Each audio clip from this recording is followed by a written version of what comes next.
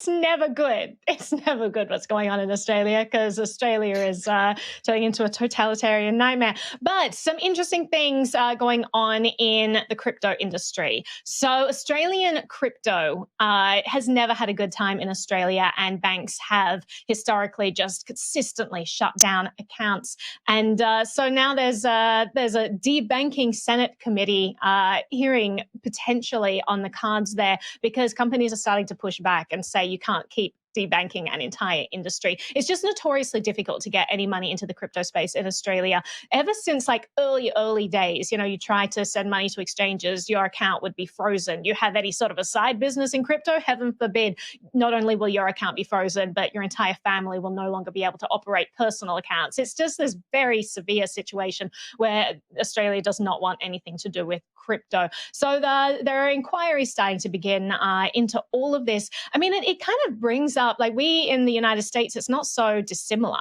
to what's going on in Australia. There has been a long history of banks in America shutting down anything associated with crypto. And actually, as a result of this, Brian Brooks created this fair access rule, which was passed and then it was frozen and rescinded when the new regime came into power. And actually, there was, at the start of the year, Kevin Cramer introduced a Senate bill to try to reinstate that. So we're not quite sure what's going to happen there. But it's just interesting seeing how different countries are responding to this. I have some thoughts on this fair access rule, but I'll throw this to the group to start off with. Jen, what's your take on all of this and banks just not wanting to deal with the crypto industry? Well, one of the entrepreneurs that was featured in the article had her account closed 91 times over 7 years. That's absolutely insane. She talks about not being able to open a personal account, which then obviously affects so many different facets of her life. And while I was reading this, I was like, is the bank the mafia? Like, how do they have so much control over what's going on? And just coming off of the last story we just talked about, the law and the financial system that are currently in place in our world are so old and haven't changed in so long. And now there is an innovation that is looking to threaten both. And I think that the financial institutions and the regulators are grasping at straws because they don't want to change and they don't know what to do. And we're seeing it all come to a head. Yeah, absolutely. Zach, throw to you. Yeah, just to zoom out a little bit. I mean, it's interesting to think about, this crypto economy is very still dependent and reliant on all these traditional on-ramps, right? Like, you got to get money into the system somehow. And that moment in time when the money goes from the traditional finance world to the crypto finance world is still fraught with a ton of tension and friction. And I think it may be something that people are expecting and pushing to go away, but it's just not going away, right? Like, the on-ramp point in crypto is still a hugely fraught, I think, part of the equation for folks who are looking to experience what crypto finance can offer to them.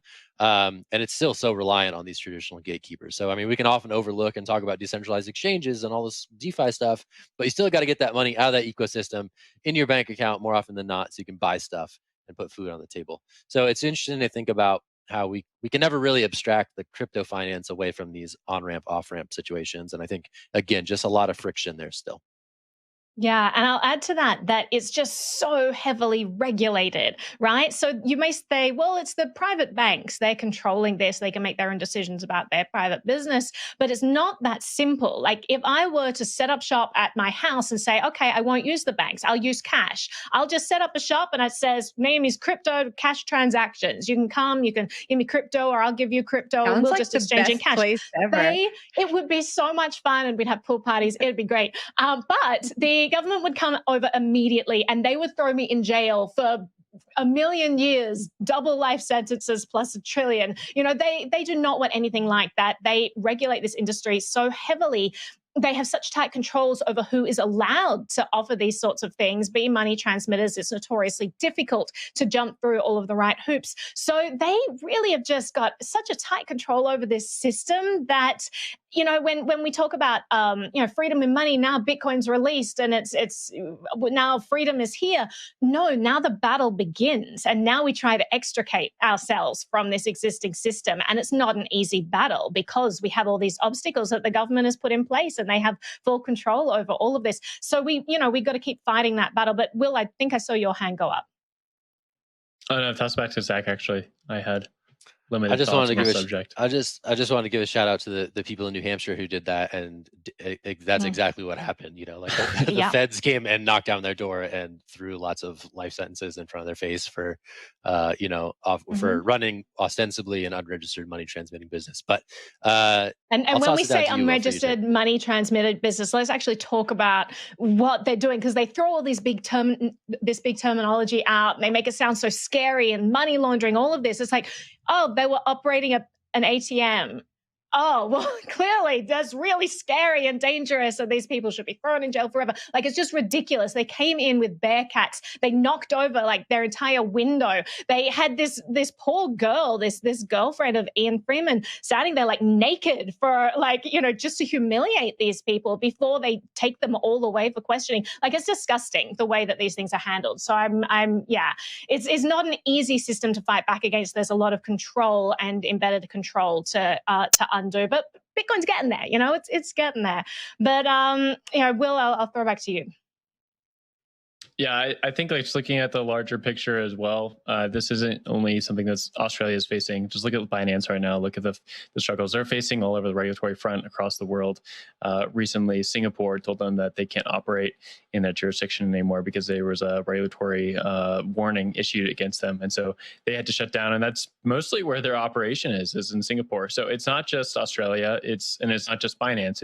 It's most crypto companies around the world at the same time when there's more interest in this technology than ever. So it's very interesting. We're seeing these two things play out in front of our eyes. Really big fight of titans right now.